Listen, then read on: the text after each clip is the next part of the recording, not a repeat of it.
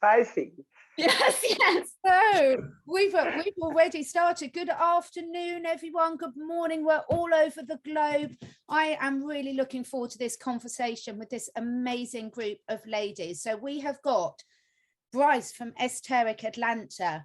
We've got Cindy from Sacred Garden, and we have got the lovely Chantelle, who I'm so honored to be speaking to for the first time today, from Aquarius Rising, Africa. So how are you all doing, ladies? Really, really good. Yeah, on the opposite side of the globe from where you all are. It's really good. Yeah, having a great time. Times are crazy. Energies are wild. But we doing it. What can I say? So good to actually meet you all, and you know, just with this wonderful Zoom connections we have, and meeting our tribes from across the globe. It's wonderful. So a real honor to be here. Thank you so much. It's so great to meet. Cindy, how are you doing today? I'm doing pretty good, but I do agree that the energies are definitely, they're becoming more and more potent. I actually just made a video with another friend of mine talking about receiving all these, like these activations, these downloads that people are receiving that are just much more available to folks than they were before. And while you receive them, though, it can feel a little wackadoo. If you don't really know what's happening, but it can feel a little crazy. It's like this new earth, they're new earth activations and downloads that are happening and taking us on, like, but it's taking us on that path back to ourselves. And like you were talking about, Brice, toward, you know, just awakening how it's time for us to show up on this, like this new earth timeline. But yeah, I mean, I feel there's so many people that I've been talking to that really feel that right now. Yeah, for sure. And that's what we kind of talked about last week, was this idea of discernment as well. And I think you're right. I think the four of us here before this started all worked on ourselves. And I'm grateful for that, because I feel like I personally did a lot of work through yoga, not knowing that this great awakening was coming, but just working through my own trauma, working through my own thought process, realizing that my own thoughts, it's interesting, on my channel where we're reading through the Yoga Sutras again. I was telling Cindy on Sunday, and you know, I know Shanti, I know we read the Yoga Sutras all the time, but I'm actually now reading Sri Swami Satchidananda's commentary on it, which I haven't done in a while, and going back and rereading the commentary, because yoga is all about your own mind and how your mind is can be your greatest enemy, but can also, if you learn how to use the mind as a tool, it can be your greatest ally to help you grow. And like Sri Swami Satchidananda has an example of like the way we perceive something. For example, he, you know, and I love the way the Indians say things, because it's so simple. You know, they're just very simple in the way they say stuff. And it's like, oh yeah, you know, us Westerners, we try to make things complicated sometimes. You know, if you're a little boy and someone knocks at the door and you run and it's a man standing there and you've never known this man, you don't know who he's a stranger to you. So you call for your mom comes out and it's her long lost husband, your father. All of a sudden now your perception changes of the man. He's now daddy. The man didn't change. Your perception of the man changed. And I think what's happening now, because I know Catherine and I were talking about how we're feeling a little bit wobbly. And I know I got an interesting comment this morning asking me to be accountable for Dallas on the 2nd, which I didn't go to Dallas. I wasn't in Dallas. You know, there was supposed to be something that happened. Well, we've heard this a lot. And my whole thing is, I take everything with a grain of salt anyway, because my faith isn't in human beings. My faith is in the universe and God. And the fact that we're moving into an age of Aquarius, that's astrological, it's prophesized. And so I think what's concerning and what's really interesting, I'm so glad we're talking about this, is if you are waking up, if you are on the process of like realizing that the matrix is an illusion and is crumbling, you can't then continue to rely on somebody else to be your leader. You have to be your own leader. You can't. Yes, we are extremely grateful to the good guys, we'll say, to what they've done. I was telling Catherine, if I ever got a chance to meet them, I would probably cry and hug them for taking on that responsibility, especially having to do, I think we have to say the young people now. I don't think the CH word is allowed, the young people, the small, tiny humans, what they've taken on. That's amazing. And I am so grateful that they were strong enough to do that. But at the end of the day, in your own personal life, you have to take responsibility. I take everything with a grain of salt. Even my own shows, even the stuff I research, I take with a grain of salt. And I say that sometimes, like, I don't know, this is just what's available to us. This could be wrong, but this is what I found. And as truthers, or content creators, whatever, we're just trying to share with everybody what we found so we can grow together. But at the end of the day, you can't blame anybody for it because something didn't happen. I know Janine says that, like, if you want something to happen, then make something happen. Find something to celebrate each day. Find something about your life. I was thinking about this the other day, like, even though we're not at the end of the destination yet, we're still on the journey. As an American, I'm sure that this is true all over the Western world. We have these social security numbers. This is our identity. If somebody steals your credit, oh, well, too bad. We have to make all this money. We have to pay these bills. We have to get this education. And that little paper you get at your birth has your name in big, bold letters, meaning that you're now owned by this franchise. And it causes so much depression and anxiety in people. But one of the most freeing things for me through this process is watching that dissolve, that all of a sudden has no power over me anymore. That piece of paper, that number, that's not me. That's not who I am. And in my own life, that is something I'm so grateful for every day, that even through the practice of yoga, that was still something that was really indoctrinated in me to do this, to get this education, to get this job, to have this much money, to have this car. And the fact that we're the lucky ones that were able to be awake for this, to watch this system dissolve.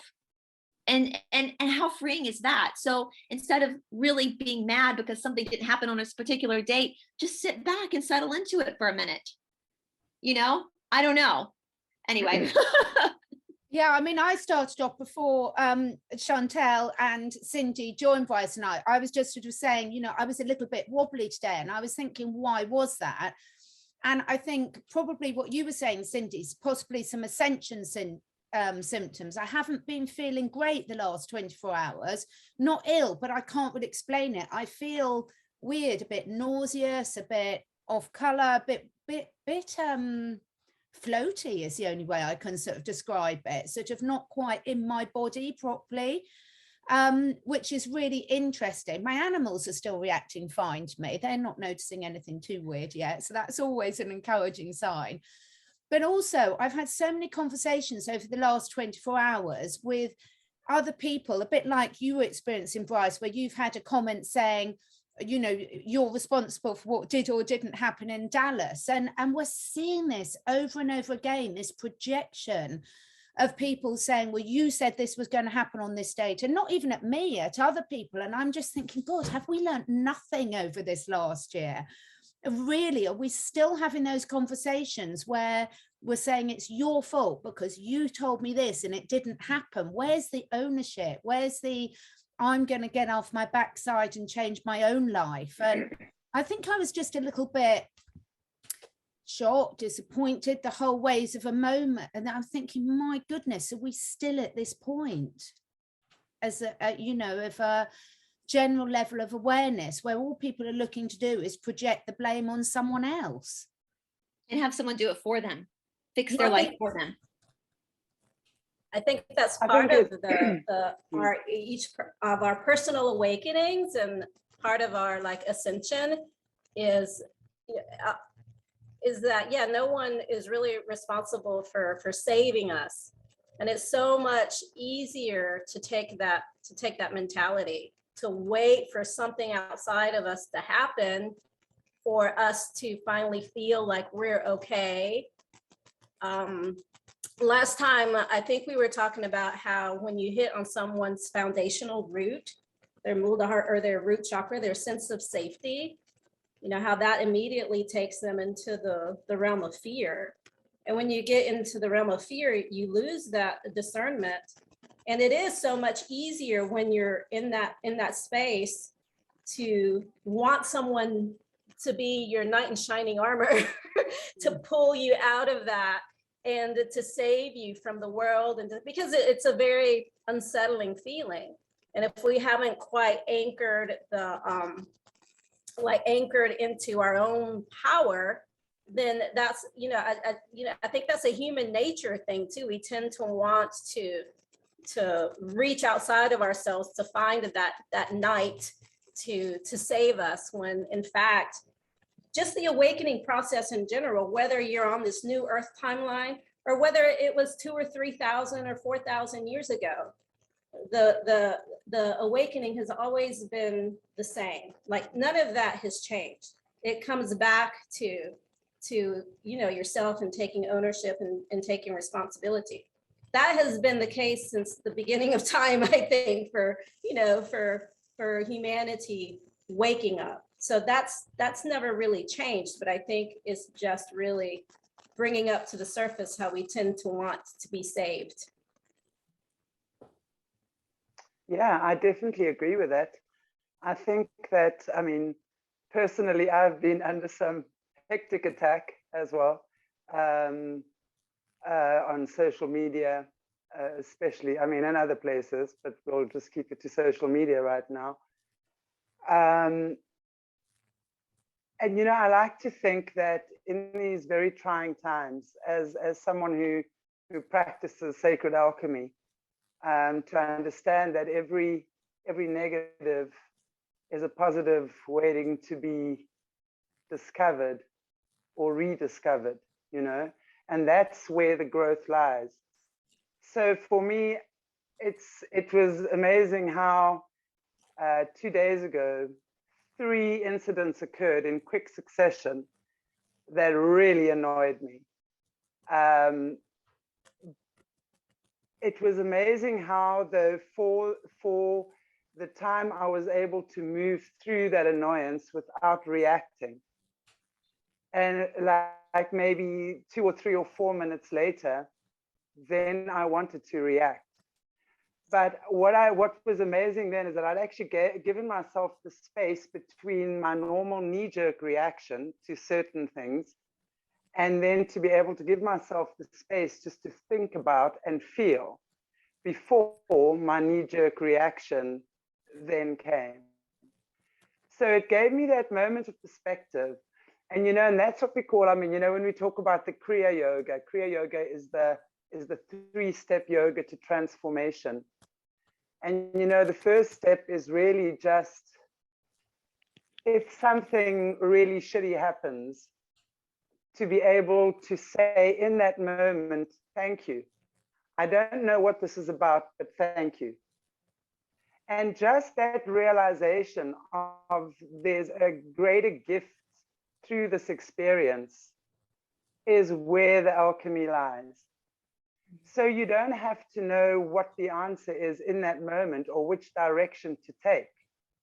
Because when you give yourself that moment of grace, so to speak, you're then able to redirect your energy and your thoughts and then move in a direction that is more constructive as opposed to destructive. And from there, you then create a better outcome. So it really is that moment of just checking in with yourself, because I believe our enemies, or so to speak, are really, I think I posted something on Facebook today saying that your difficult people are really your spiritual teachers in drag. Yep. And I want to tell you, that was so note to self there, boy. But it's wonderful to be able to see, where am I reacting? What am I reacting to? Why am I responding in this way? Because every person and every situation is a mirror. It is a moment, because you would not be attracting that person or that situation into your space, because it is always us who creates our reality and attracts it. You would not be attracting that situation into your life if there wasn't something to be learned. So the tougher the challenge, or the more it grates on our nerves, like, is it that, nails to a chalkboard or sort of sandpaper to your nerves type feeling? It's that moment where we just got to stand still, silence our mind. And, and this is where the yoga comes in, because our breath and our mind are intrinsically linked. So when we just decide to actually sit down and breathe, even though every cell in my body wants to run and attack or react or freeze up or fight or flight, you know, in that moment, just to be present with yourself and just to breathe and just to ask for clarity, and it comes. It really does. And that's exactly the thing, you know, we talk about being sovereign. That's what gives us our sovereignty, is the ability to connect in these very, very challenging situations. I'm trying to think offhand the word in yoga, equanimity as well, you know, where you're able to be quiet in a stormy place, so to speak. So you are that quiet place. It's like when the roots grow deep, there's no need to fear the wind. So you tune in you to your support, your what you know to be true, what is giving you your solid foundation, and a healthy tree always has a solid foundation. So it's about that beautiful space of just knowing I'm supported, knowing I have all the tools within me, and to breathe. Because, you know, whether we to breathe ourselves through it, because that opens up the pathways of where we need to follow or need to direct ourselves. Because whether we choose to acknowledge it or not, I think a lot of us sitting here doing these kinds of things, talks, podcasts, at this time, yeah, we take a lot of flack. But at the end of the day, let us never forget we've chosen to be here. And we've chosen through our conversations to open pathways so that others who resonate with what we're saying will then also take a path, you know, and walk alongside. And in so doing, it's the momentum. But it is challenging in the beginning, very. We've got to have nerves of steel, I think. I love that. When the roots are strong, the tree doesn't need to fear the wind. I love that. Yeah, absolutely. You blow off those leaves, but the tree knows, hey, baby, I'm growing them leaves again. And I've got them bloomers coming, and I'm bearing fruit soon. Ooh. It has faith. You know? It has courage and faith. Yeah. Totally. It's how we learn from nature. You know, when we look at nature, it's how we have so much to learn from nature and to see. We just look at nature. I mean, how did, you know, God created us with a thought. Oh, the seed. So the seed starts with this teeny tiny little thing that in the right environment flourishes into this amazing tree or flower or whatever, bush, whatever, you know, and the more you give it what it needs, the more it flourishes. It's so fascinating because I think I'm the only one around this table who's not a yoga practitioner, but everything you were saying there is exactly the same for anyone who's got a close connection, say, take with horses. So I spend a lot of my time with horses. Interesting, the more time I spend with them now, the less I choose to ride them. And the more I choose to spend time walking out with them or doing things, which is really interesting. But it is that strong foundation. And when you're with animals, the power of your breath to tune into each other and calm down, and they can pick up things, so many things, and you can instantly alter their energy by altering, and your own energy by altering your own breath. And about the power of nature, you know, I work with something called zoopharmacognosia, which is animals self-medicating.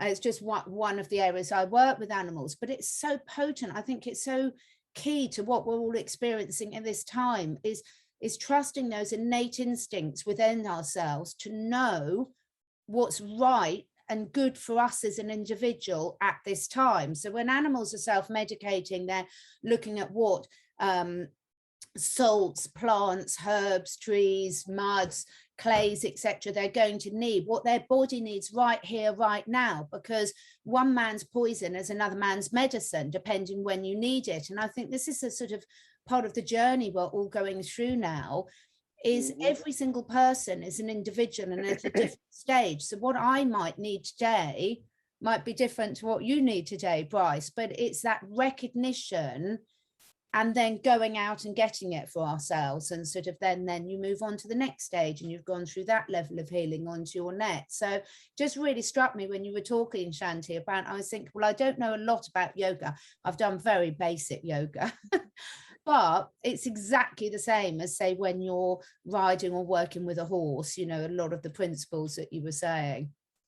I think the principles Absolutely. of yoga, yeah, I see that Yeah. in like people who are long distance runners. I mean, you can find the actual, because yoga is a science. I mean, Patanjali was a scientist, and he wrote these sutras like what, 5,000 years ago. So it shows you how we as human beings have been struggling with this for a very long time. But you know, the interesting thing about the breath, and what my teacher in India tells us all the time, and it's so true, your breath is connected to your nervous system. And so when you hold your breath, that's something that you can, if you're totally not, if you're foreign to actually being inside your body and taking accountability, that's something, that's where you start, that's where you end. What is my breathing like? And we, in our yoga practice, with the posture practice, the asana that people think of when they see yoga, that's just one side of it. Like in the form of yoga I do, Ashtanga, which is very challenging, they're challenging postures intentionally to trigger you intentionally in a very controlled environment, so it's not dangerous, with the right teacher. And you are supposed to then be able to watch yourself within that very scary situation with the body, like pulling your leg behind your head, catching your legs in a back bend. It brings up all sorts of thoughts and within the people, and you can feel it. Their breath is the first sign that something isn't calm. And so when we feel that happening, it's like, calm your breath down so that the nervous system can then respond properly to the situation at hand. And then of course you take that lesson and you apply it in your life, because yoga isn't a sport. My teacher in India makes fun of us because we put pictures of ourselves doing handstands on Instagram, and he's like, "You seen Cirque du Soleil? They do it better. Like, what are you doing? You're a yoga student. Don't do that. You know, like this asana practice, this posture practice is simply your tool. It's just your tool. It's your I love those Swamis, aren't they just the best? Like, they do it better than you. What do you get off of Instagram? Like, your handstand's not that great. It's just a tool for you. They get paid to do their handstand, you don't, you know. So you know, if you look at it that way, when we come into life, as Shanti was saying, anything that triggers us, you know, we're taught by the narrative today, don't be triggered, go to your safe space. No, triggers are valuable. That it's for, because what triggers me won't trigger you. It's for you to understand your own attachments, where you need to review yourself. And again, that starts with the breath, because the breath is the first thing physically, typically to respond to your mind being in a projected form of distress. Yeah, you know. Absolutely. So one of my most favorite things I've ever heard about the breath. And by the way, Chantelle, I wanted to say that all of my programs are called Sacred Alchemy. So that connection of alchemy, like I'm right there with you. But anyways, Wonderful. I know, isn't it? the one of my, it is just like the synchronicity of that. Yeah. But one of my favorite things I've ever heard about the breath is especially when we hold our breath, because you know that's what we do sometimes when we get stressed out. We hold our breath. We hold our breath because we're wanting to stop time. Like if you think about it, sometimes if you see something that's about to fall over there, but you can't reach it, you can't catch it, what do? You go, you're holding your breath because you're not wanting that thing to fall. It's like you're wanting to stop time. And there's a sweet connection with that, with the breath and wanting to stop time and resistance. You know, we hold our breaths, or we alter our breath because we're resisting the present moment. We don't like what's going on in the present moment. Like the present moment is either too intense, or there's too much crap going, there's too much shit going on, there's too much for us to handle, or we just simply don't like it. And so we hold our breath as like this metaphor, or not even a metaphor. It's like us literally trying to stop time. Because we're resisting the moment, we're resisting the present moment. And like you want to hit the pause and that's like, away.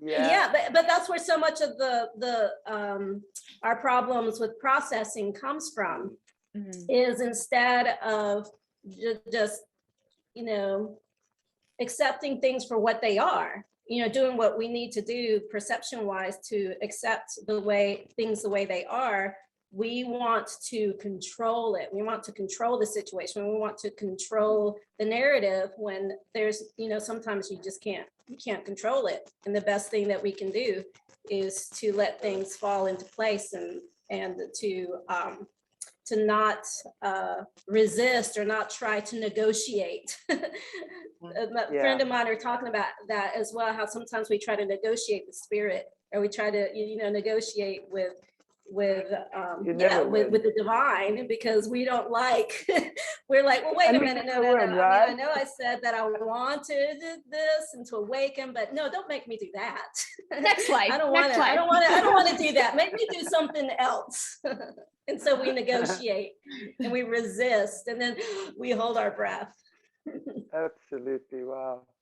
It's so true that I love the way you put that, Cindy. Just that really, it just kind of clicked in for me as well, because I've never actually looked at it that way, you know, like when holding on. And let's think about, and I mean, we're not just talking yoga, you know, on your mat, we're talking in real life.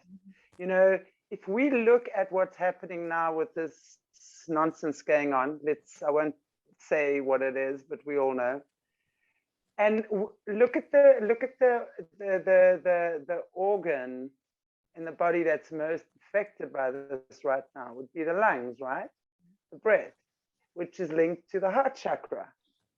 So when we look at what creates the ailments and the illnesses in the body, it's always coming from an energetic perspective first, or a block or a lack thereof, blocked up, lacked up, whatever.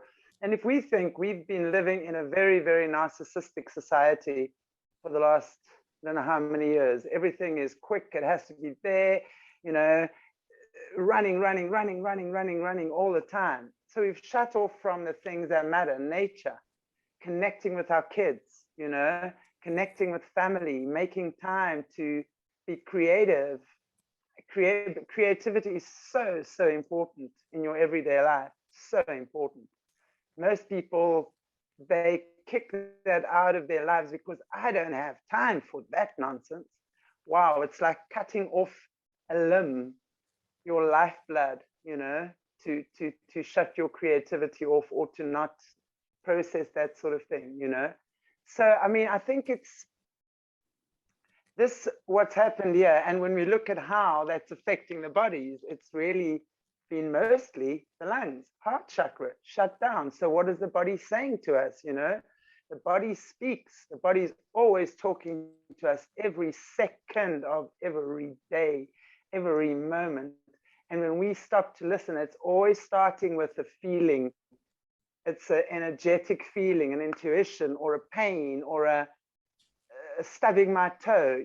This is how our universe speaks to us, you know, and we just barge on mostly and ignore until eventually we have a car accident or something, God forbid, even worse, you know. But when we are not listening to the subtle signs from our higher source, we are going to find ourselves in hot water. And the same thing with illnesses and ailments, you know.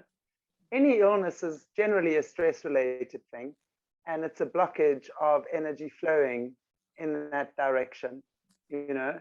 So, and that's when you go to the part of the body, what it means, what emotions are connected to that, that's where your key is. That's where your answers lie. So when we start realizing these things, our body is our spaceship, if you will. It is yours to tune up and to tune in and to go and, like an old grand piano that's been standing in the shed for gosh knows how long. It's there. You've just got to tune it, oil it. It's there, and soon you're playing this magnificent orchestra within again. You know, it's ours for the taking. And when we are willing to face the tough stuff in life, like we are now, I mean, there's been a lot of stuff that's happened. I mean, just with myself in this past week, it's been crazy. I feel like I've been spinning. So much has gone on, one thing after the other. And it's all these things that are out of my control. Mm-hmm. So when I'm asked to be still and just feel, where do I feel out of control within? because absolutely there have been moments. So I will therefore be attracting situations that make me feel out of control. And then it's up to me to sit with myself and my creator and process, open up there where the blockages are, breathe through it, practice through it, cry through it, journal through it. Man, and then the alchemy occurs. It's that moment of just ping and everything opens up and you go, oh yes, that's what it is. And it's that moment your energy expands, your vibration lifts, that lead becomes gold, so to speak. And now you're using the very thing that held you back to recreate something very beautiful. So nothing can ever be created or destroyed, only ever transferred or transformed. So we've simply taken that pain and transformed it into power. And that we can only do when we sit with ourselves. And what we give people here is we give them guidelines. You know, we guide people. This is what's available. That's what's available. What resonates with you? If it doesn't feel right with you, you sit with yourself and see if it resonates. You know, don't watch what people say. You know, we all worship very differently. Mm-hmm. And if you are going to judge that, then you are immediately limiting yourself. You've got to look at people's actions. How do people present themselves? Not just presenting themselves. What do they do? You know, how do they create a better life for themselves and the world around them? You know, and there are a lot of people out there at the moment doing amazing things. But yes, there's also a lot of shysters for sure. And that's why everyone has to, as you said, Brice, you know, be discerning. And the only way you're going to do that is when you know thyself. So the only way you know thyself is when you sit with thyself. Yes. Right? Not 10,000 other excuses and voices and podcasts, and this one says that and that one says that, and now fighting with everyone because you've completely lost the plot then. Someone's been able to knock you off center very quickly. Take that. Sit with yourself. What resonates? How does it feel for you? How does it make you feel? Does your heart feel open or not? If not, why? Is it your sense of reservation, or is it something, your intuition telling you something deeper? And then you've got to check and check again, and boom, then your answer comes. Yeah. My teacher in India also says a lot, and I say this at my class I teach at Cindy's studio, that you know, yoga, so this is life as well, because yoga is just a union or a focus of energy. You know, that's all that it means. It can be implicated in a lot of different aspects of life, not just specifically the asana practice, but a lot of it is about being comfortable with being uncomfortable, with allowing yourself to be okay with being uncomfortable about something. And I think a lot of us right now, if we look at the global situation, there's a lot of things we're all uncomfortable about because there's uncertainty. But on saying that, at least in my life, I can separate the global situation, which is partially out of my control. We all have to contribute vibrationally to it, but partially out of my control. I can separate that from my own life, my own private life. And I know, Cindy, we were talking about this the other day. I'm happy in my private life. I love my life. You know, I have a great relationship. I have an awesome dog. I love my practice. I love our business. I love teaching at Cindy Shaw on Sunday mornings. A bunch of badass women comes, and some men, you know, and I love doing my research and connecting with all you guys around the world. Like, I love my day-to-day life. I know things are happening globally, and things will eventually shift and change. They're bound to, because we're moving into the age of Aquarius. You know, my boyfriend does a good thing saying too, and what people, especially if you're new, you know, if you've been told your whole life that astrology is demonic and all this stuff is bad, and you're just now waking up to that it's not. The thing about astrology is that when a age shifts, it doesn't just shift. It takes a couple of years. And that's a long time for us as humans, but in the spirit world, that's not that long for everything to fall back into place. And so what we're experiencing now is actually, from what I understand, is normal for a change of timeline, a change of eons, of ages, because the old system has to dissolve in order to birth the new one. And so we're seeing this friction. And I know my boyfriend talks about it a lot with our students, like friction. When you can create that friction, that's where change happens. Mhm. That's the money shot right there. Absolutely. And so what we're seeing with this friction, where everybody wants the friction to end, we just want trust me, we do too, but we have to accept that this friction is actually necessary for the earth, for the animals, for humanity, for everything, in order to take this leap. And it's huge, because 10 years ago, half of the people listening right now that know what's going on with the switching of the ages probably didn't even believe in astrology 10 years ago. So look how much has already been evolved. You know, I mean, Todd and I were talking about that. We were walking. I'll be careful about what I say, but 5 years ago, 3 years ago, so many people had so much trust in the institution of medicine. And now, in a short amount of time, how many people are more discerning now? So instead of being upset about all this negative stuff happening, look at the lessons it's taught us on a daily basis to take control, to go, wait a minute, I know you're the specialist, but I want to see the information too. I want to understand too. That's a beautiful thing. It's a beautiful thing. And be okay with being uncomfortable, because there are things that are out of our control. There are things that we can't, we can't go and say, okay, this is it. We're just going to close all the banks down and we can't do that. We have to allow things to unroll at their natural progresses. Like you said, Shanti, like the tree is okay losing its leaves because it knows that in a few months' time, new ones are going to bloom. We have to be that way and be like, okay, we have to let this thing die in its natural way. Yeah. It's exactly what I was going to say about the trees. It's like there's a reason why you don't go straight from summer to winter, that you go through autumn or fall first, because there's important things that have to happen in that stage to make you move into winter in a way that you're going to survive winter and come out stronger the next spring. And I think, we're always in such a hurry, because often as humans, we're so focused on the destination rather than the journey.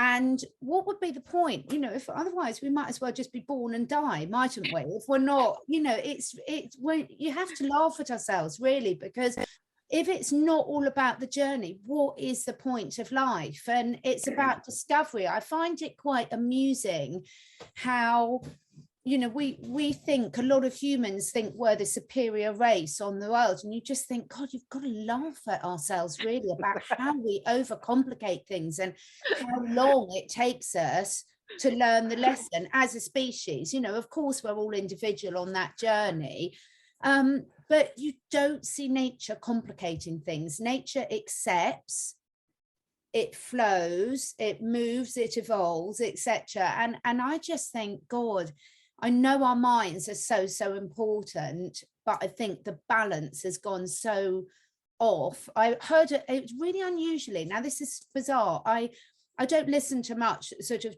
at the moment on the phone, but this morning someone sent me something. I was listening to it, and it went on to a Candice Owens interview, just a short one afterwards. And it was absolutely brilliant what she was saying. She was saying, we've gone so off track. We've laughed at some of what we've called these primitive people who've gone back to old-fashioned ways of doing things, where they grow their own food, they don't buy into the modern ways of living, and we sort of, people in general society, have looked at us backwards. And she's like, who's laughing now? They know how to grow their own food, they still use books, they're not reliant on the internet, that we all know now the plug can be pulled at any minute on it.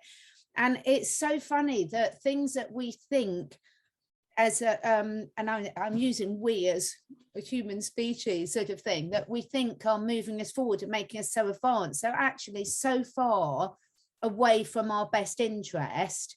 And I think the simple things in life, people are just really rejoicing in again. Like you were saying, Chantelle, like your friends, your family, spending time in nature, spending time with your children, all the simple things that have been pushed to the side, your artistic side of things, your creative, anything in nature has to be creative to survive. And now we're starting to see the beauty. And when I heard Candice Owens saying this, I was like, oh, hallelujah, this is so brilliant. We're going to start going back to what's really important to value. Well, and also in nature too, I was watching a movement. I watch, Cindy knows this. I watch for my, I hate to say my real life, because YouTube is also my real life. I know a lot of YouTubers say in my an off the internet life when I'm teaching. I like to watch movement teachers, not just yoga teachers, to see their perspective on the body and how they, especially dancers, because they have a different perspective. And it's always, I feel like it makes you a better teacher, which you could kind of see it in a different way. Anyway, I was watching this dancer say that she said something that was interesting about flexibility. And of course she was talking about the body, and in yoga, we focus more on mobility than flexibility. But she said, you know, the things that survive in nature are the ones that are flexible, that allow, and that kind of like we talk about that transitional, but they just allow things to happen. That we allow the trees allow the leaves to fall off of them. How many people have had an animal, I hate to use the word pet, but I'll say that just so you know what we're talking about, a family dog or cat, especially cats do this. They go off by themselves to pass away. They just know, and they accept it, and they go off and pass away, you know. And you're right, we don't want to be flexible. We just want to, we want it now. We don't want to bend and move.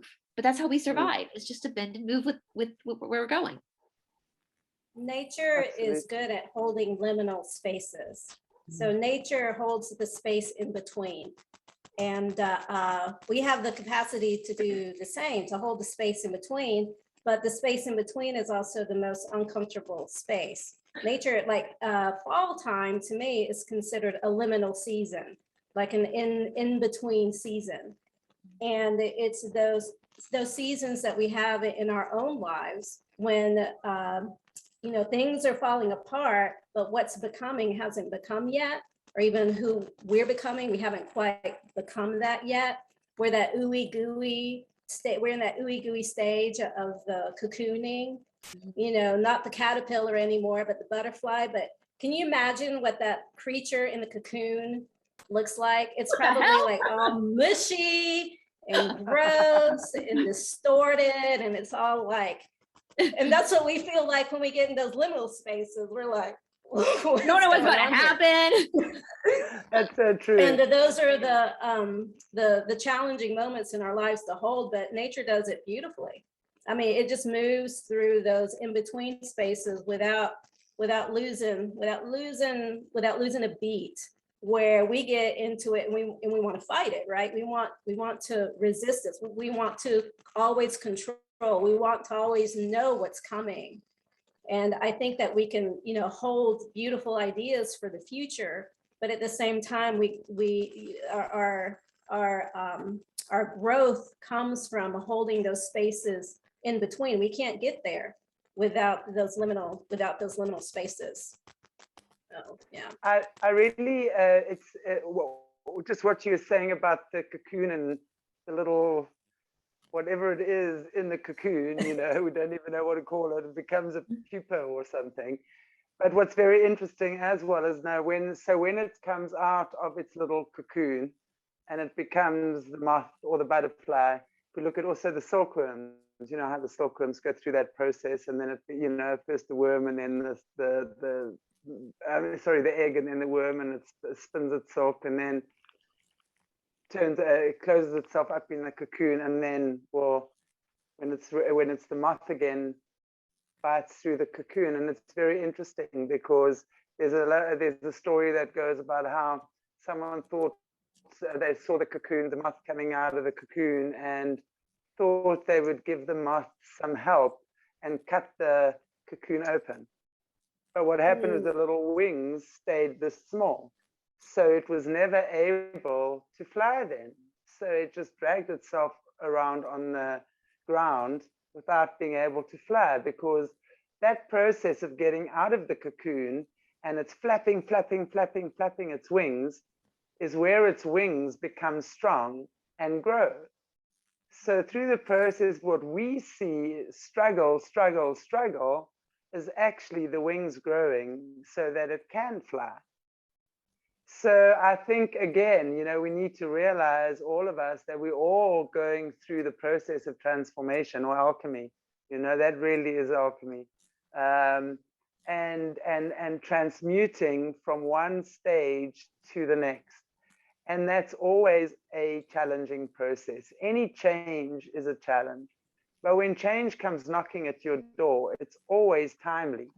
There's never a time that it's not timely. Which is really, you know, if you're in a bad relationship or a dead-end job or a whatever the case might be, and you have the opportunity of change. You know, most of us are so terrified to, as Rumi says, you know, why do you stay in your cage when the door is wide open? You know, you can walk out of that door at any moment. It's your choice. It's your choice to be there. And I know that some people are obviously in some very, very challenging situations, and I don't want to undermine anyone who's in a challenging situation like that. But after having worked with people for around about 20 years in this industry, I do know there's always a solution. You know, if you are willing if you are ready for that change and you want those wings to grow and you are ready to take flight, your energy dictates that. No one else and nothing else does. It's that feeling inside of you, and we know what it is. It's that feeling when you're ready to be ready, to be ready, to be ready, and you just like a athlete, you know, on the starting block, waiting for the gun to go off so he can run his race. It's the same kind of feeling we have when you're ready for change. So when that feeling occurs and you take yourself there through personal introspection, through doing the stuff you need to do, through sitting with yourself through the tough stuff, through getting help if necessary, you know, through doing whatever. And most of all, your faith is so important. We have to know that whatever we're going through right now is our contract with our Creator or God or our source. We've come here not by accident. We've come here to grow through the experiences that challenge us. Otherwise, we don't grow. It's like, again, let's look at the moth coming out of the cocoon. You know, if someone's... No, I was just going to say, and we can't forget that we're the descendant of survivors. Yeah. That we can do this because all of the people that have come before us. I mean, think of what our ancestors have survived. I mean, they've survived plagues, but like, you know, real plagues. They've survived real ones, yeah. Right? They survived famine. They've survived war. They've survived, like, especially like my ancestor, they've survived genocide. And so we are the descendant of survivors. And that sometimes we forget what it's coded within our genetics. It's in our blood and it's in our genetics to do hard things. Because all of the folks that came before us had to go through it, man. I mean, this earth plane can be just come with all sorts of tumultuous experiences, but you're built for it. We're built for it. And if we can remember that we are the descendants of the people who survived, you can do this. Absolutely. I love that cocooning metaphor because my boyfriend's had a lot of very powerful teachers, including Patabi Joyce, probably the most famous one. And he had a teacher in his early 20s explained to him that he was in a phase of cocooning because that was right before he went to India, and he didn't know that at the time, but they picked up spiritually. It was like his body was preparing to kind of go in a trajectory into another direction, and it's not just his body, but his mind, just everything with him was going to go in this new direction of this new practice. But I think I love that because I think of people watching, if you're feeling anxious because it hasn't happened yet, if you're feeling anxious, we're in our cocoon right now. Humanity is in its cocoon right now, and that takes time. And thank God the people that are in charge of this whole thing understand that. You know, I don't know if y'all caught Janine on JC where somebody asked about that Mr. T was given an option to correct what happened in the competition, we'll just say. And he was advised by a wise old soul, is what Janine got in the cards, not to do it. Yeah. To allow it to play out. And as frustrating as that is for us, look at how much we've learned. That wise old soul, whoever that was helping him dictate pick the path, he could have pulled it and could have completely overturned everything and won the gold, we'll say, but he didn't. He allowed everything to play itself out. And I think that was, even though it's been hard for us, it has allowed more people to understand. And with that, it's not just about the whole Nasara. It's not just about that. It's like understanding that you have a right to understand, that you have a right to go within yourself and say, this isn't right. And then start to heal your own, that it's so powerful. And I think, you know, hopefully we still won't be sitting here in 10 years discussing this, but I think at that point, I don't think we're in the loony bin at that point, but you know, but in 10 years time, when we look back at this time, we'll probably be great. I mean, I think about that. Like Ram Dass, a teacher who's passed away, but he would talk about that in his writing. Like when you turn around and look at your life, and you look at these times in your life that were just hard and just yucky and gross when you were going through it. But usually those times are the times after you're through that process that you're the most grateful for, because that friction was powerful. And that I think we're going to look back at this and be like, oh my God, everything was necessary. We needed all this to happen, not just to get to the finish line, but for our own evolution. It's almost like not an evolution, but a devolution. We're almost going backwards to who we really were to begin with, you know, where the matrix within us is starting to dissolve as well, you know? And so I think I love that. I hope people like take that about their day. Like we're just cocooning right now. It's not finished. What is that saying? It's one of my favorite sayings. In the end, everything is okay. If it's not okay, it's not the end. And when you're cocooning, just like you were saying, you know, you can't go and cut someone's cocoon open for them. It's the worst possible thing you can do. Take that jab. Yeah, and this thing, I mean, my new word of the sort of year is it's fascinating. And it's just like, I've never been at such a reflective stage of my life, and I feel very grateful to be able to do that, because you know, you look there and you do take a sit back and you sort of look at things at how unfolding, and you know, each day I'm learning more and more about how you just can't do it for someone. Now, we've all spoken about great teachers that we've had in our lives, and you know, when the student's ready, the teachers will come. So teachers are really important to move us on through different stages in our lives. I was having a really good conversation with someone this morning, and we were sort of saying that there's a reason why you don't behave the same way at 40 as you did at 20. You know, there's a very good reason for that. And I think this is the thing, is you can have this conversation, you can do it, but as we've said, we cannot and should not make decisions for people, and people have got to look within themselves and do what they feel is right.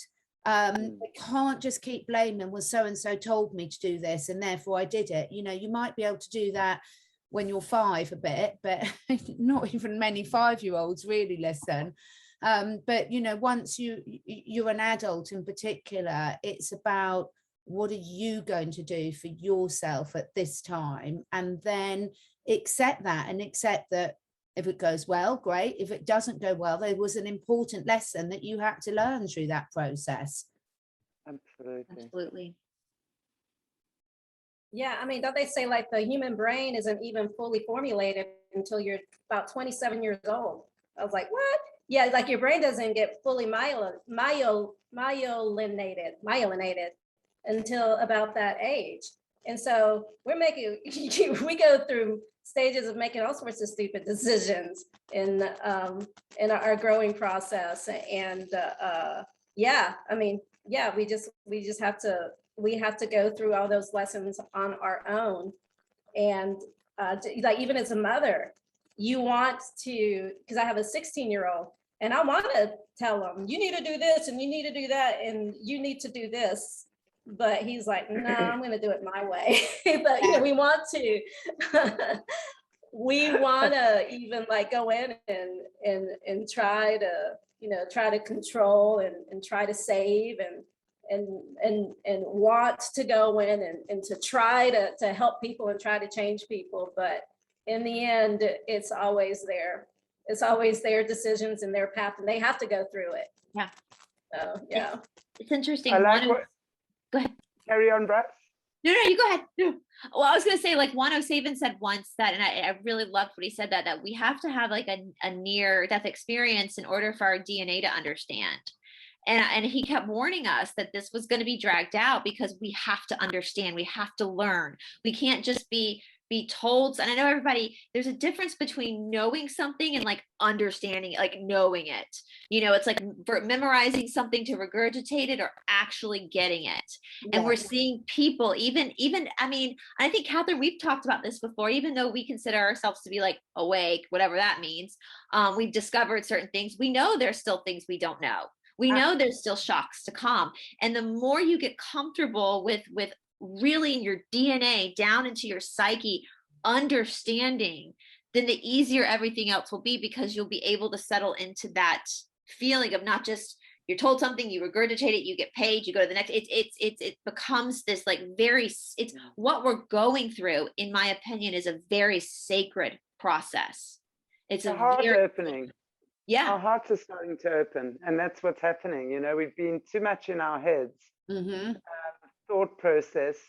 And if we just look at, let's look at the body again. The head would really be, would let's say symbolize our IQ, our intellectual intelligence. Okay, as long as I can see it, feel it, hear it, touch it, bam, it exists, right? And the heart sits down here and is more the feminine. So the head we can see is the masculine, or the husband of the body, and the heart is the wife, right? So when the IQ and the EQ, because what really happens, I mean, our head acts as like the caring husband. He doesn't want the wife to, or his lady to feel scared or upset. So would then send thoughts down, often to suppress those emotions, right? If we look at that in sort of at 101, I like to see things visually. So we can see that the husband doesn't want you to feel sadness, so he will distract with thoughts and things, and let's do this, and let's go there, and hey, let's go shopping, or let's go and buy this, or whatever the case might be. Distract, distract, distract all the time. So when we start, and that's when literally our hearts have been closed, because we've been too busy in the mind, the monkey mind, as we call it. So now as we start opening up, and we start feeling, the power. Oh, Right when it was getting good. yeah, I know. It's to teach us this patience, isn't it? I know. Wait for it. Oh, you lost there for a second. Okay, I was saying, and also when the male heart center opens, he starts experiencing some beautiful things and feelings and stuff that by design he's been taught to shut down from. So what we do is, and then we start experiencing this beautiful feeling of the IQ and the EQ start having, and let's look at the chakra that sits between them, which is the throat, communication, right? So now, I mean, let's look at men and women. We have completely distorted views of each other generally, okay? And this planet carries the consciousness of us human beings, basically. So when our own thoughts, our IQ and our EQ have been in opposite sides of each other, that means the relationship with yourself is not in its integrity. So what do? We therefore then attract a partner or a situation that is not within its integrity. It's very easy to blame someone else for what's happening in your life. But then when we start taking responsibility, the question is, where have I been out of my own integrity that I had to attract someone who betrays me, lies to me, deceives me, is not in their integrity? Hello, mirror. It never lies, this mirror. A spiritual mirror never ever lies. You just got to learn how to read it and look. And then when you start realizing that, you sit with yourself, then your heart opens, your mind calms down, and then you start having this beautiful relationship with yourself, with your yin and your yang, your IQ, your EQ, and then you start having the male-female connection with yourself. And when you have that, you're in harmony, and your relationships will reflect that too. And then suddenly you're attracting great partners into your life, or great business experiences, or whatever. But it always starts with yourself. So I think this experience, or this plan that's been going on, as much as what it can be crappy on so many levels, it has really called for us to open up our hearts, to open up your heart to your neighbor, open up your heart to your child, open up your heart to your animals. Do you know how many happy kids and animals are out there right now? Because mommy and daddy are home. I want to tell you, this is so cool for the kids and the animals. Every person I speak to, and I mean, I have a lot of clients and stuff, and lots of stuff has happened. I mean, some couples have chosen to get divorced during this time, but it's there in their truth, you know. Families have pulled together, kids are thriving, enjoying this homeschooling thing that they're having, moms at home, you know. Families love that. And we're reuniting as a family. And maybe it's time that we needed to do that, because we know that our families have been highly targeted by the controllers of the planet. So they've targeted our kids and our families by separating us, creating this whole narrative of women working and empowering women and what have you. But at the end of the day, what they've really been doing as well is pushing their education down our kids' throats and separating families, because it's traumatizing for a child to be separated from its mother at such a young age, and having au pairs or babysitters or nannies or whatever. So it's really taken us back. And I think, Catherine, you were saying that earlier on, you know, just going back to the roots of who we are, embracing everything that we need to, and recalibrating, I think, is what most of us are, or I think we're called to recalibrate at this stage. Whether we're going to, or whether we're going to short fuse, is up to us. Some of us are going to short fuse and really get upset and feel like the world is against us and this is the worst thing, and blame the governments and blame, yes, we know there are responsible parties out there, but you know, no matter how much we're going to blame them, it's not going to change things. You know, we know who these people are, that they don't feel and think the way we do. So we've got to stop trying to get them and to do that. And by hurling insults and swearing and what have you at them doesn't change anything. It just adds to that negative pot.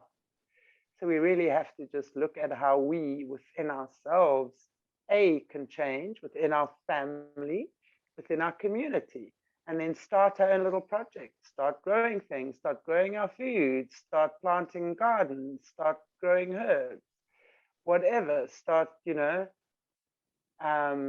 bartering, trading with each other. You know, who's got this? I've got that. That's what this is calling for. It really is calling for us to go back to our roots, which in Africa, the major tribes are all doing that anyway. So it's nothing really new for us here. And I'm a farm girl, so I'm used to eating carrots out the garden. Was the best thing. Oh my goodness, when those carrots got ready, I was the first one in that veggie patch, just hauling them out, mud and all, munch, munch, munch, mouthful of sand. It was just the best thing. Those carrots out of the garden were my favorite.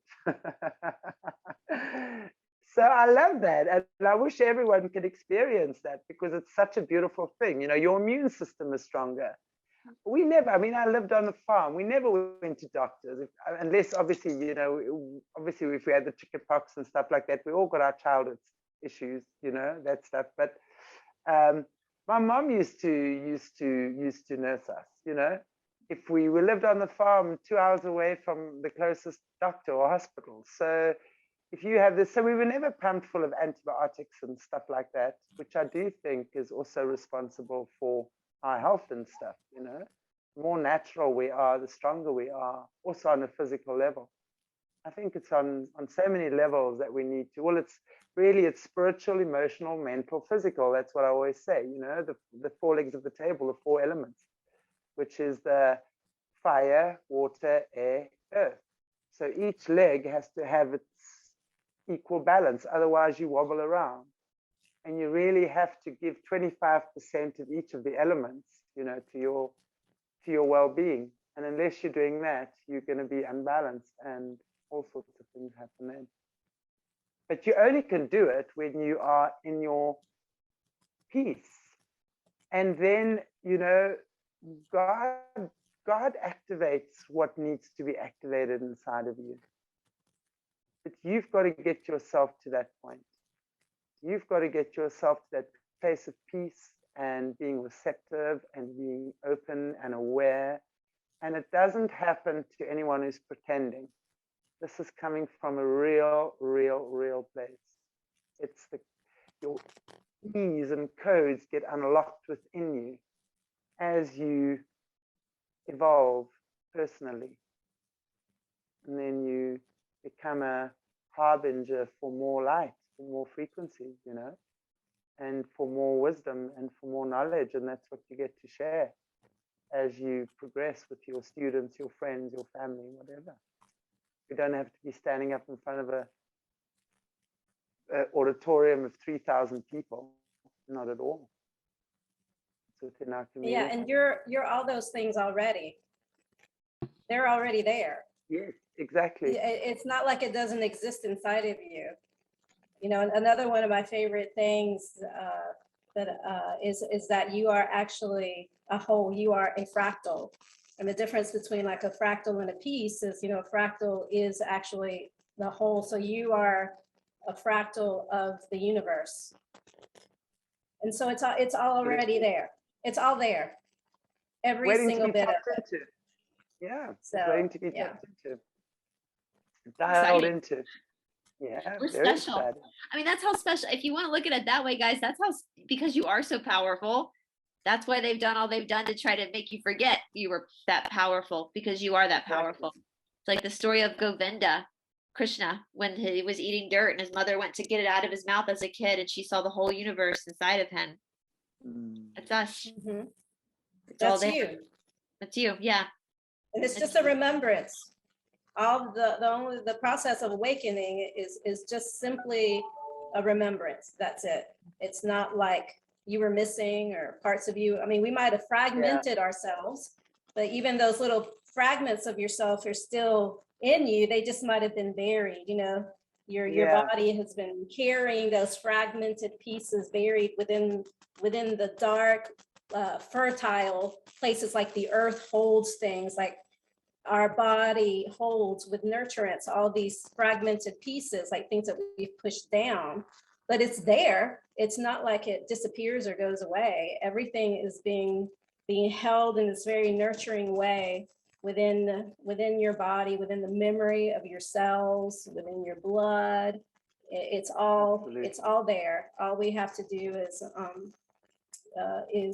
to remember. And that's all, you know, that's all your teachers or your animal friends, animals in nature, they're great at helping us to remember, because they're not walking around forgetting. They're strutting their stuff. And with all they're in remembrance all the time, you know. Exactly.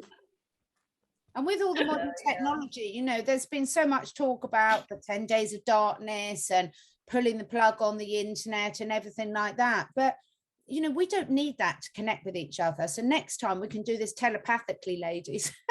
Yes, let's do it. If Zoom goes down for us, no worries. Yeah. Yeah.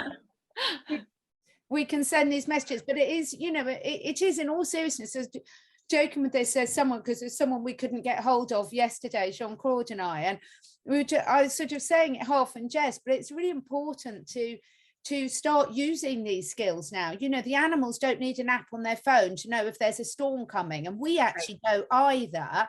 It's just we've forgotten we've got out of the habit of using those senses, those part of our brains that we've closed down. You know, when I was a teenager and I used to work in a pub, it was so long ago that we didn't have electronic tills. You did all the adding up in your head, and my mental maths was amazing because I used it every day. And if you don't use it, you lose it. So we've got all these abilities within us, whether it's telepathy, connections, knowing what to do, what the right food choices are, how to heal ourselves. I mean, my son, from the moment he was a toddler, he knew exactly which plants he could forage off and which he couldn't. It was quite incredible. So I just think it's fun for us to sort of disconnect a bit and just reawaken those parts of ourselves that are going to be so important moving forward. Absolutely. Yeah, and for each individual to step into their own superpower, however that looks like for them, you know. Yeah. And it would be just such a cool experience for us to interact that way, like really connected with your inner master, you know, your true intuitive heart and your most magical self. And we begin to interact that way. Yeah. The world would change it in an instant. In an instant. Like they keep telling us the best is yet to come. And it is. It really is. You know, this is an exciting journey we're all on, and I'm looking to continue it. I so enjoyed that, ladies. I mean, really, it's just such a lovely time to have a different conversation and just talk about the different aspects. I feel, you know, really beautifully calm now after having these conversations with you, and pick those people. You know, if something's not listening to you or it's triggering you, then turn it off, for goodness sake. Don't talk to yourself through things that aren't resonating with you at this time, because that might change the next day as your needs change. For sure. You know, that's the thing that I think what's hard too is like when people are getting so anxious right now because we can't go anywhere. It's not like we can leave our countries, our perspective, and go to another country to escape it. So it literally is something that's bigger than all of us. It's all of us together, not us individually, but individually we have the power to have our environment around us. And like I said, my day-to-day life is I have an amazing boyfriend. We can talk about weird stuff all the time. It's great. I've got Cindy in my life too. You know, it's like pick the people that are going to help you transform to your highest good, not the ones that are going to pull you back to where we once were, where you once were. You've already been there. Don't go back. You know, it's painful too to go back. Like once you energetically, once you calibrate, you know, talking about calibration, once you calibrate up to a certain level, it's really painful when you try to go backwards. I mean, you're gonna be met with all kinds of resistance because the powers that be, the higher powers that be, don't want you to go backwards. So they'll make it really painful. I mean, physically sometimes painful to go backwards. Yeah, absolutely. Oh, so lovely, ladies. Thank you so much. I've really, really enjoyed this. I hope we can do it again. There's so many fascinating things to discuss. You know, I really hope everyone who's watching, anyone that's watching, that is trigger some thoughts about you and what you want to be doing for yourselves as an individual. And as Cindy said, you know, what your superpowers are. And if you're not quite sure, have fun experimenting and finding out. You know, that's the joy, and that can change over time as well. It's not meant to be static. So just have fun in that process and realize that, you know, sometimes these struggles are really what makes us so much stronger, and also life so much more enjoyable as well. Well, thank you, Catherine, for having me on today. It's such a pleasure and an honor to chat with all of you beautiful ladies. So thank you. I know, I was so excited about this morning when I woke up. I was like, oh, yay. Yeah, really great connections, Brice. Thank you so much. And let's do it again soon, ladies. Definitely. Thank you so much. It's been so wonderful connecting with you. And really, I'm just sitting here listening to all of you. And as I said in the beginning, just marveling at the fact that we are so far away in physical miles, yet spiritually here we are.